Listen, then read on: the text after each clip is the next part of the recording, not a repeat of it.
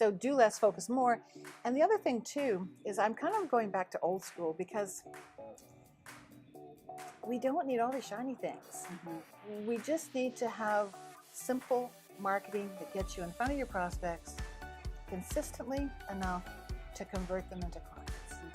And so what is your best outreach to get in front of your prospects? And whatever it is, just do lots of it.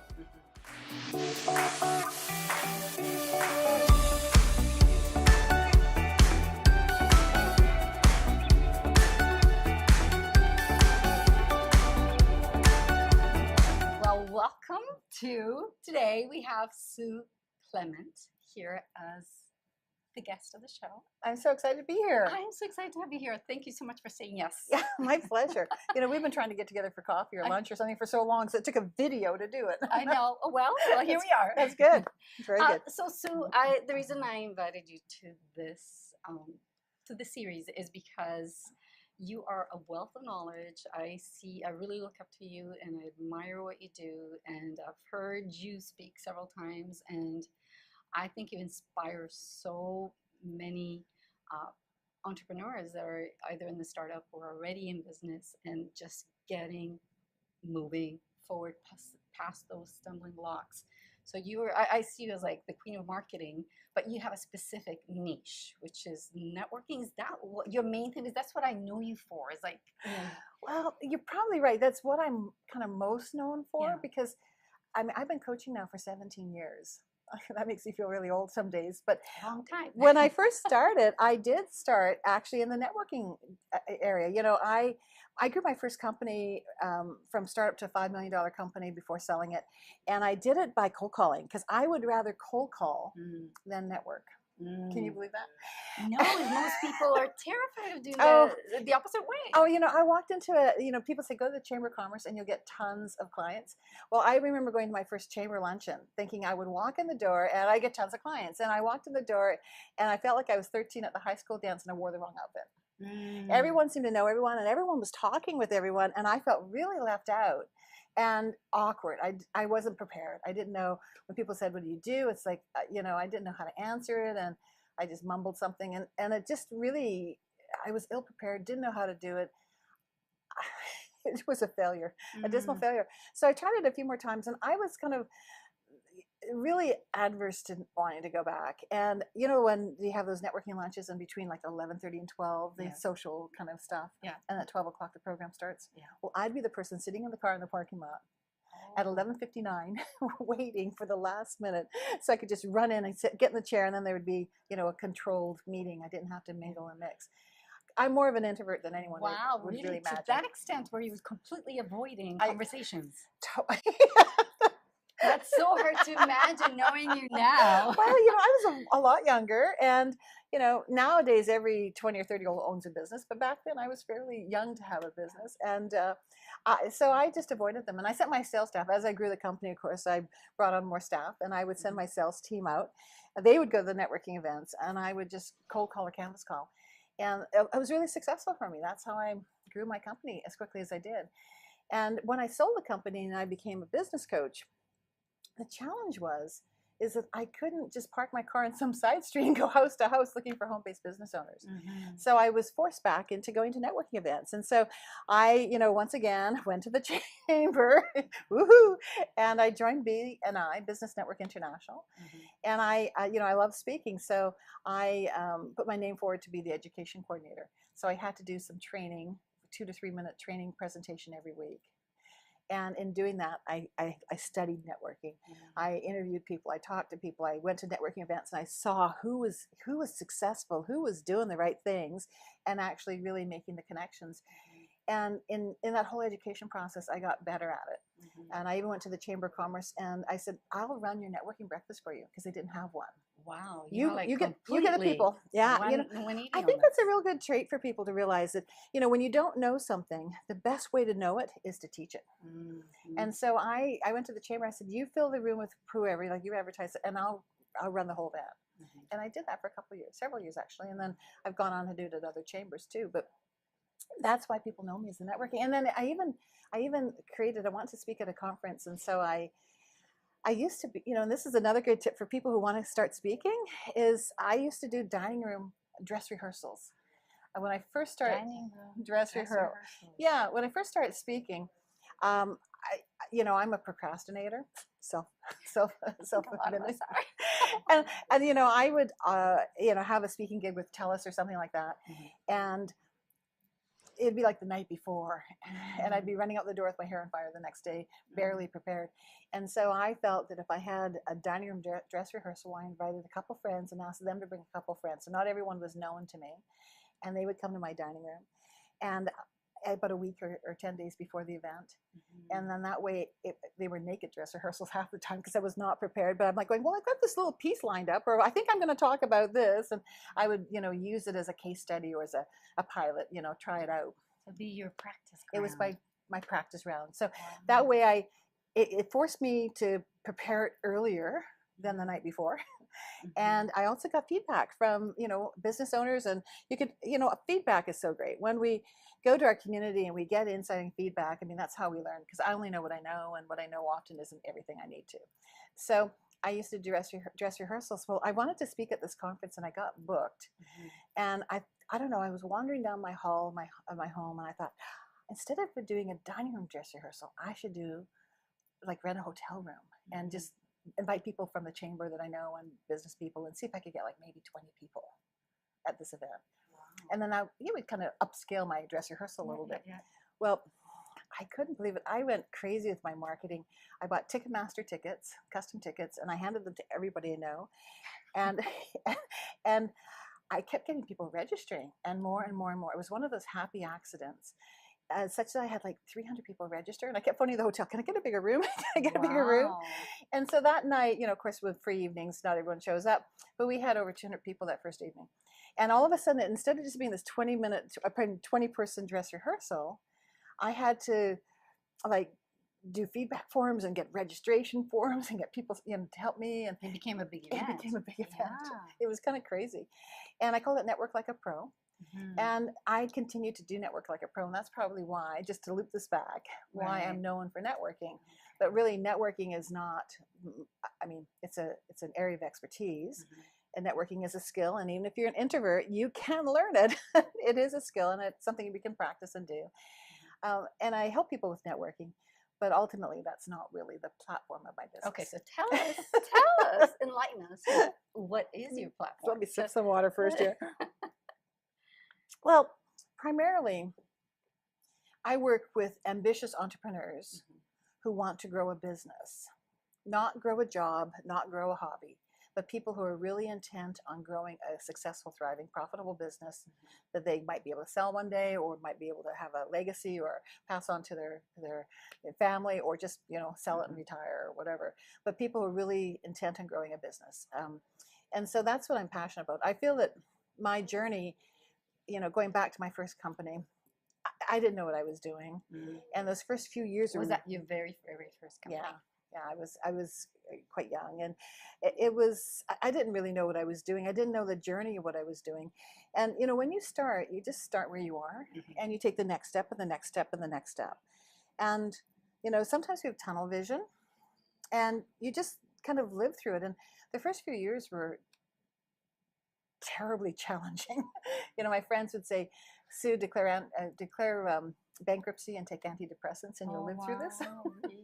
Because I was really intent. I was going to make it happen, and I stuck to it. And I got better at things finally, and I began to get bigger clients and more staff. But in that journey, I started as a worker bee, me and one employee. And then from there, I got more people and more employees, and suddenly, instead of being just a worker bee with side by side with somebody, I had to learn how to elevate myself to be the manager, and then elevate myself to be CEO. And as you grow a business, you do have different traits and skill sets that you need to grow into. And that's what I love doing with my clients, is helping them forecast. Because when you're starting out, you can't see around the corners. And I feel like I've been around some of those corners. So I love being able to forecast to my clients when they need to step up. So let me ask you a question. Okay, so great. Based on your business, you said you really had a hard time at first. Did you have a mentor at the time, or a coach, or you were trying to do it on your own? hate to say it, coaching wasn't even in existence back then. No mentors, no any. Okay, so now looking back, Oh, knowing what you know now, would you? oh my Like, God. if you had to start over, you. Absolutely. I mean, Yeah. since I've been coaching for 17 years, I've had a coach. Mm-hmm. Or been So in you the have part a of, coach oh now. yeah, Yeah. absolutely. I kind of think that every coach, if they don't have a coach, so there's something fishy about that for me. Mm-hmm. Because if you don't believe in the process Yeah. of a mentorship or a coach, whether it's a coaching program, you know, I've been in a couple large coaching programs. I've made multiple, again, I got to do my zeros right, Mm-hmm. but multi 5-figure investments to Mm-hmm. participate with. Mm-hmm. I've invested heavily in my own success, Mm-hmm. and I just know that it's worth it so much for me because, as I said, you know, we don't see around the corners. We only know what we know, and sometimes it's not enough. And the struggle is not worth it if it can be avoided.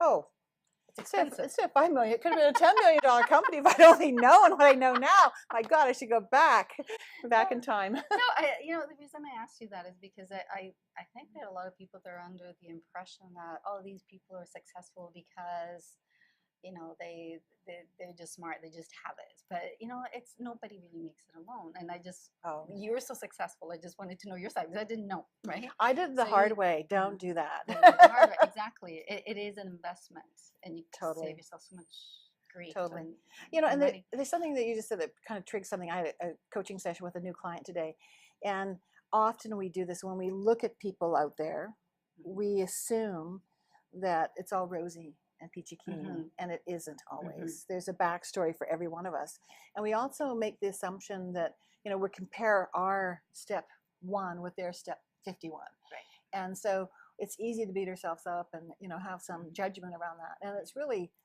not about that. It's really just about thinking where you are now. And really, the other thing too is I'd encourage people to stop asking how questions. Like, we ask questions like a technician in our business. Mm-hmm. Instead, we should be asking what and why. Like, why do I want to do something, and what do I want to do is more important than how do I do it. Mm-hmm. And a lot of people just get out there and they do how. It's like they see Facebook lives, they see, you know, whatever, Facebook Messenger bots, the newest buzz out there. You know, they see different things out there and they get into technician mode about doing it. And really, if you want to grow a successful big company, it's about not being the technician of it, but instead be the strategist of it. Thank you for saying that, because I was going to say take strategy. You can't just. It does. Yeah, I see that with my clients as well, where, you know, they just, this next new program on how to do this and this next new program. I'm like, just quit all that. Yeah. Just shed all that, because it's just like you're running like shiny object, shiny object. And it's like, there's another one. Focus, because, you know, it's so distracting to being productive to your business, right? So, and I know you have a Facebook group that is that open to everyone? It's Velocity, yeah, Velocity Right, Business. People can so- join it. It is a closed group now, although I've hired a social media expert Okay. just recently, and we're talking about some changes for Velocity. So there, you might see some changes coming up with that Okay, group. But okay. anyone can join. Right now, is a gate; they have to be approved by me. But Right, of course. yeah. But we might change that. So it's been So then interesting. you put out challenges out there, and you get, you know, so it's if anybody needs a little kick in the butt. So this group is awesome. It's fun. We just finished our sizzling summer marketing challenge. Yeah. So that was a lot of fun. Yeah. And it was aimed at what you can do in 30 minutes to get a client to make money. You know, and it's funny, you just talked about shiny object syndrome.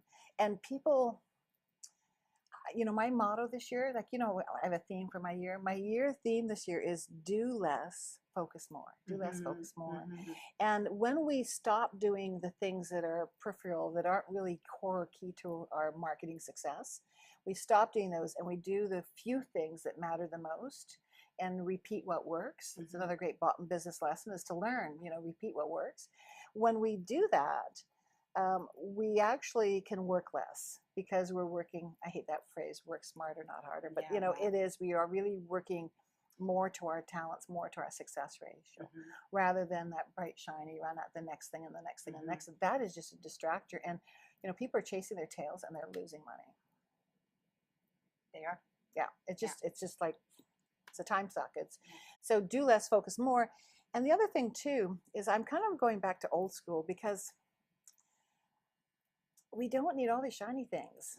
We just need to have simple marketing that gets you in front of your prospects consistently enough to convert them into clients. Mm-hmm. And so what is your best outreach to get in front of your prospects? Mm-hmm. And whatever it is, just do lots of it. Mm-hmm. And the other thing too I find is that people are so immersed in doing marketing, all these different things. We can speak, we can write, we can blog, we can vlog, we can, I call it hope marketing. yeah, hope marketing. Yeah, we can do all these things. Hope marketing. And we're really just missing the point that if you're not ear to ear or face to face with a prospect, you're not going to get a client. And so what can you do to really get in front of your prospects quickly and consistently and, get that authority and credibility and visibility, get those three things handled, and you will have a wealth of business. I was talking to someone recently and they're like going, oh, I don't want to, phone anyone. I don't want to do any outbound stuff. Disturb anybody. I know. And I'm like going, okay, she goes, I only believe in inbound marketing. Well, you're going to sit and look at your phone for a long time sometimes because some of the inbound marketing isn't bringing them in quickly enough. One of our challenge dates this week was to phone 3 past clients. And it was really cool. I would say about 60% of the people who did that actually got business from it. Like, go figure. Yeah. What a simple thing. Go phone a past client today. Yeah. And actually sorry to interrupt, but thinking that we're so used to, like, we've gone with all the devices that we have now. Yeah. We kind of transitioned into this. Before you make a phone call, like, you have to text, is it okay for me to call now? And it's become so almost impersonal, like so distant, like, I don't want to bother you. It loses that touch of really wanting to connect. To me, in my opinion anyway, I don't know, maybe it's just the way I see it. Like, don't text me, just call me. I'm the same way. I thought it was my age. No, I don't know, we may be the same age. We're not going to there. reveal that now. We'll leave that one alone, okay? But I just, if you're gonna call me, call me. If I can't answer the phone, I will just simply not answer the phone if I'm not able to. But that's why we have voicemail. Yeah. So it's not necessary to do that. I'm so sorry I interrupted you, but I'm like, yes. So calling people, especially if you already know them, like what's, clients. Yeah. Like, what a better way to connect? And really, it's funny. Just think about text messaging. I'm meeting a friend for lunch on Thursday, or kind of a business colleague friend. We're not close friends, but we met and we like, oh, we should get together, and we haven't for a long time. So we were texting back and forth, and I thought, this 30 minutes could have been a lot quicker in a 2-minute phone conversation. So, not that there's anything wrong with texting, but nonetheless, it can take some time. But it's interesting, and the thing with, phoning a past client isn't to phone them to sell to them. Like, this is just important. reconnect. It's a connection call, and we get top of mind. And this is what I'm saying, where 60% of the people actually got business. It's like, oh, I was just thinking about you. The synchronicity is crazy. Or, you have a chance to get talking, you ask them what's up in their world, and they ask you, and you kind of, oh, I'm doing this new thing, or I've got whatever. Before you know it, you've made that connection. You might get a referral, you might get another repeat client, you might just get visibility noticed, and that's okay. But we aren't doing those things. It's such a simple thing. Yeah, and you said it. It's not necessarily about calling to get that sale. No. And I think that's where the fear comes in the cold calling, where people think, oh, I'm going to come across as pushy, and because a lot of people don't like to be sold to. I mean, we've all had that experience of walking into a store and being assaulted, trying to hear. Go to a networking event. You can do this or some networking events are like that too. Here, you go home with a pile of business cards that you're never going to look at, right? Yeah. So thank you for sharing that. Like, it is more than one reason to call. It's not just to get a sale. It's the reconnection first. It's true, and that is one of my strategies for networking. How to network more efficiently, is that because I went with the bazooka. I was the hunter, the big gun out there looking for what client I could hunt down when I went to networking events with my first company. And I failed all the time. But when I come from it from a different perspective, and instead, if I go to a networking event and I basically just want to have an ask, that's one of my strategies, is have an ask before you walk in the door. What is it you need in your business or life that would help you, that you want in the next 30 to 60 days? And so when you walk into a networking event, you're looking to make connections, but you're not selling to the person in front of you. you're basically asking for help. It's, it's easy for me to say, oh, Francesca, I was wondering if you could help me. Do you happen to know anybody who, and then I would describe the marketing problem that my ideal clients have. And it might be you. You might go, well, that sounds interesting. I'd like that, which is sometimes people will self-identify and step in. And even if they don't, then they remember it. But you have to talk about the buying signals. You don't have to say, next time you hear someone who needs a coach, well, that's not a buying signal. You have to actually say the next time you meet someone who's struggling with whatever, the next time you find an overwhelmed mom who is frantic with her kids. Something like that people can remember, because when they're talking to their friends over coffee, or lunch, they'll kind of remember the story of it. But when we have an ask, we're kind of spreading the word about what we're looking for without targeting anyone in specific. And I'm asking for help, and it might be something you can help me with. It might not be, but it's a way to plant all those seeds out there in a very clever way that isn't selling. And it's also long term, because people might remember it later. And this is how you get more referrals when you're networking, is having an ask. Let people know what you're looking for specifically, in a way that they can repeat to their friends, or they can identify. It's like, what do my ideal clients say or do that someone could see or hear and think of me?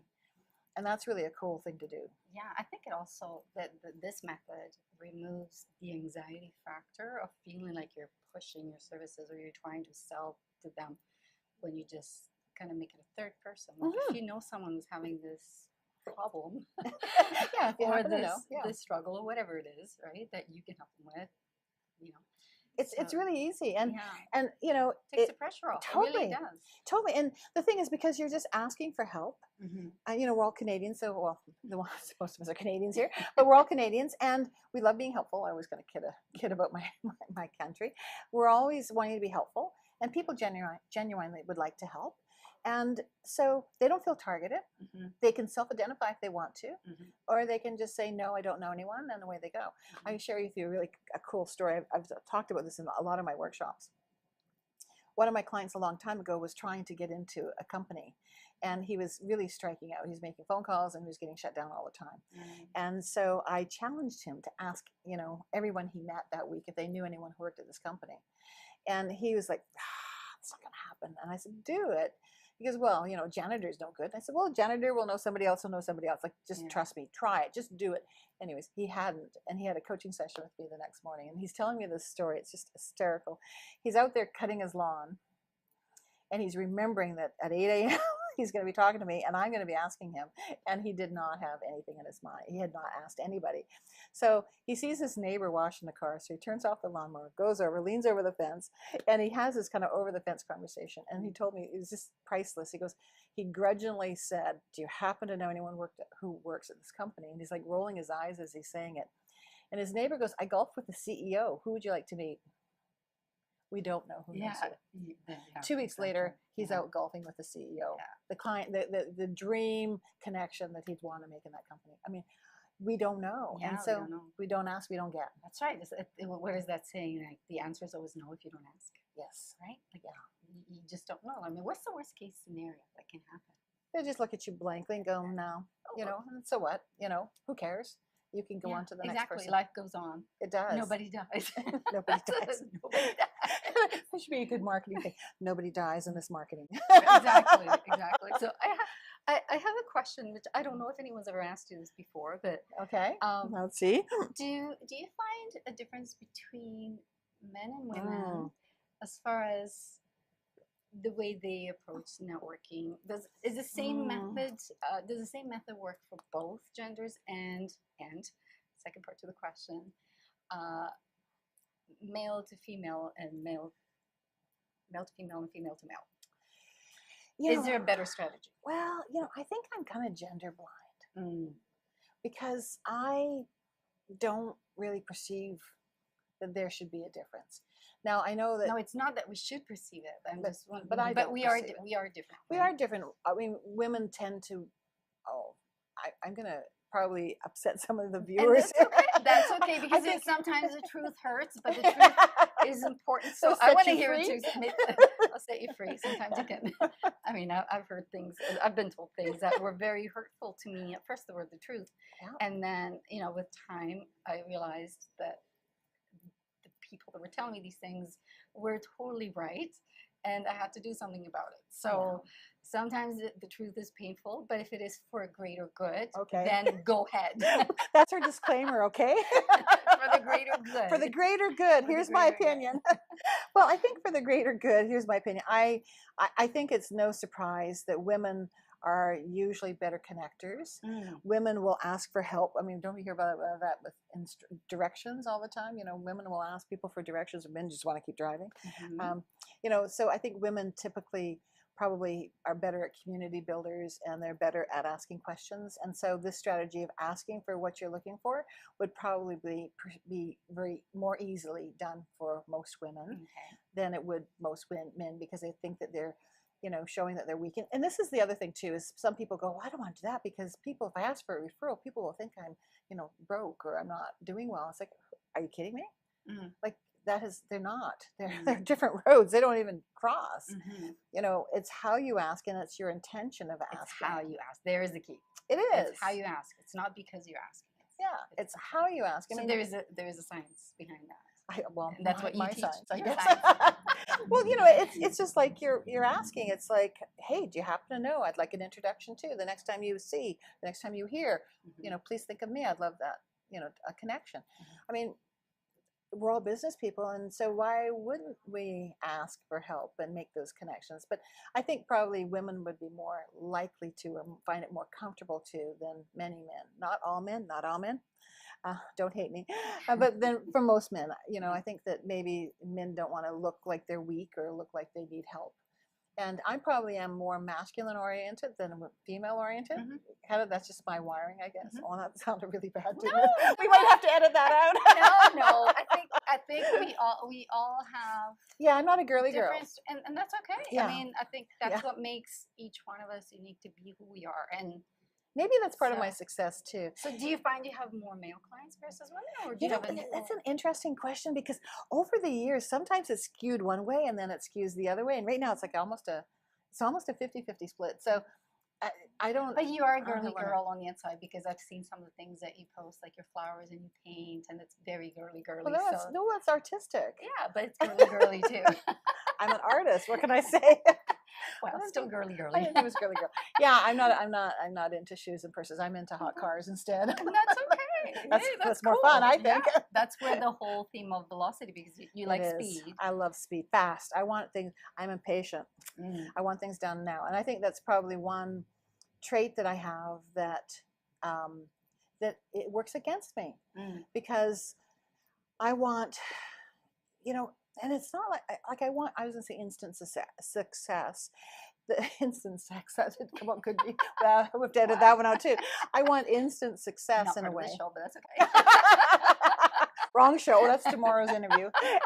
I want instant success. Like I want things to work all the time right off the bat, and that is my weakness, because I get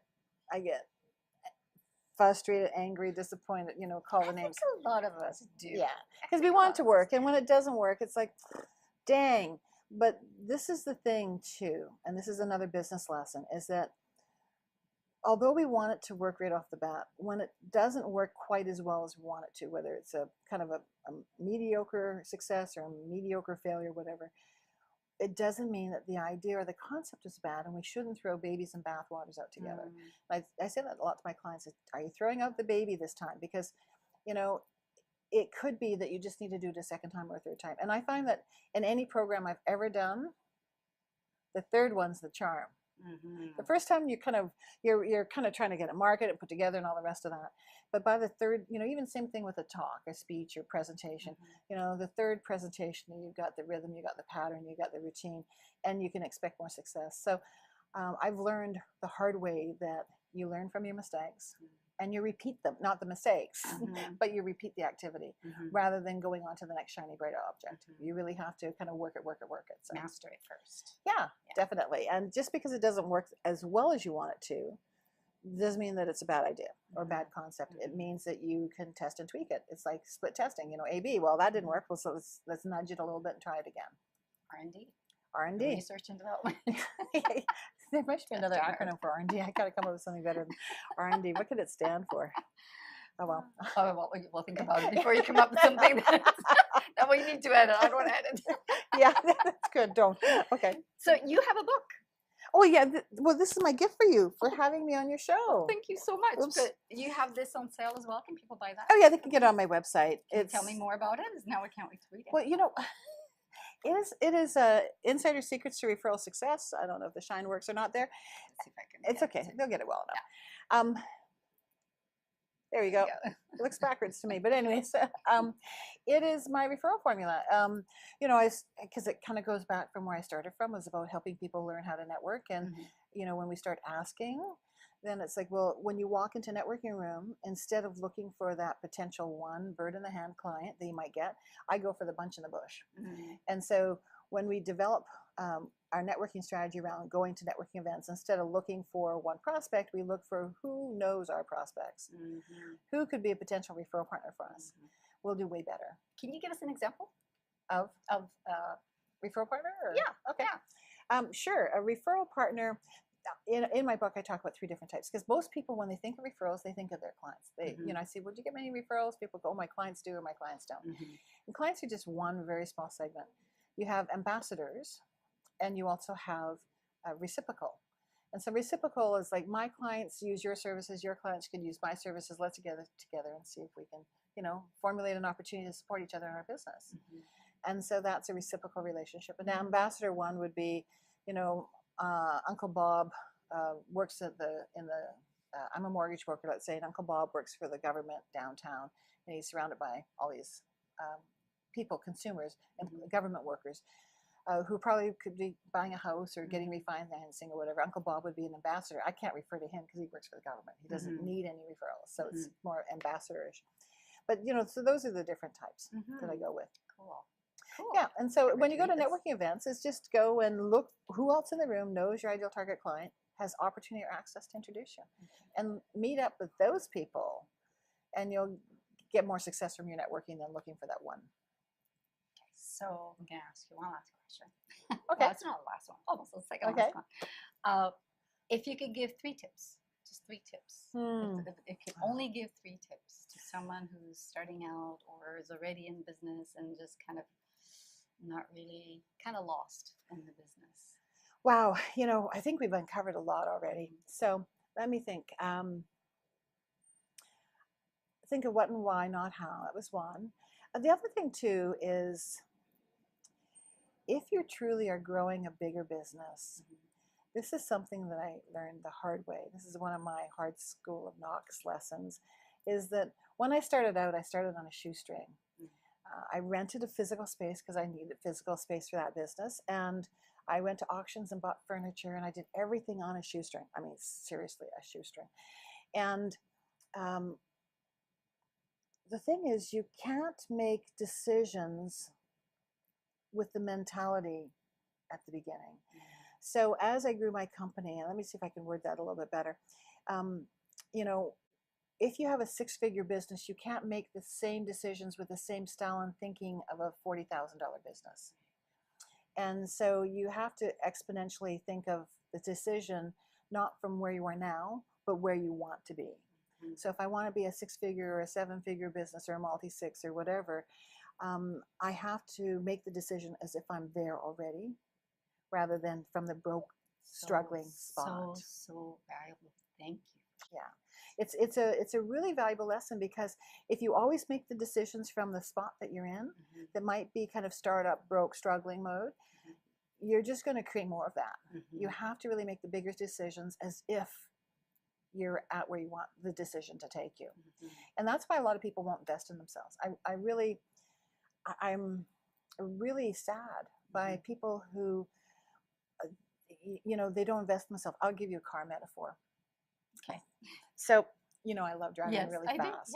Yeah. And so one day I was driving with someone in my car, and we were going down Southeast Marine Drive, and it was 3 lanes of traffic, and I was in the curb lane. Isn't it 50K max now?